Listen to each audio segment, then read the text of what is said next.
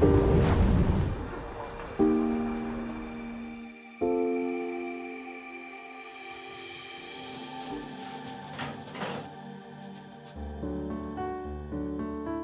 同嘅時段，我哋遇到嘅罹難者嗰個情況都會唔同嘅。由一開始嘅時候，可能佢一淺度嘅燒傷，到最後可能燒到得返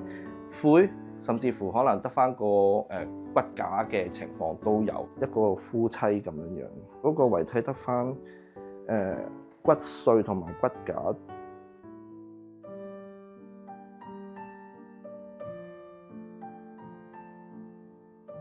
今次大埔火災裏面啦，咁好多遺體嚟到我哋手上面嘅時候咧，其實已經甚為腐爛㗎啦。咁加上佢哋個皮膚已經有多處嘅破損啦，咁呢啲因素咧係會加快，就會再進一步加快嗰個腐爛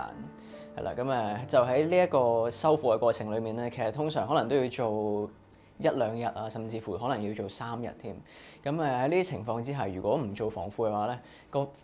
個腐爛就會一路 keep 住落去，咁就一路影響到佢哋嘅工作嘅程序啦。咁成個環境嘅衛生都會影響到啦。其實係整個重建咯，我哋會用到一啲可溶性嘅填充物啦、矽膠啊，或者係黏土去重建翻佢冇咗嘅組織出嚟咯。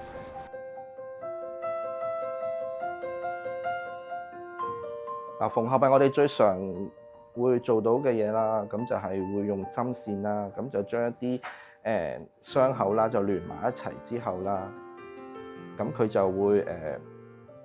會防止佢裏邊嗰啲體液流出嚟啦，咁樣。咁另外我哋做完縫合之後，亦都可以再做一啲嘅遮蓋啦，咁就將個傷口完全隱藏佢咁樣啦。咁我哋都係做翻一個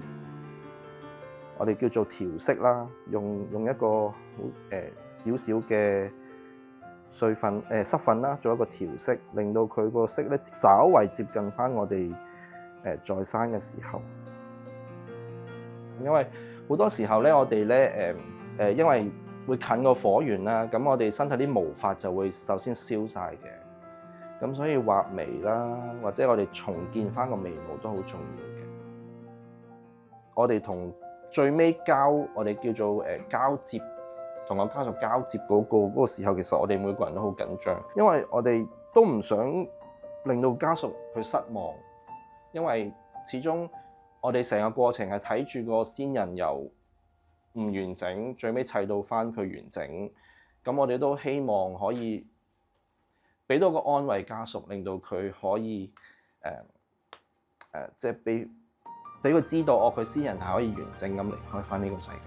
其實修復嗰個目標咧，唔係要完美咯。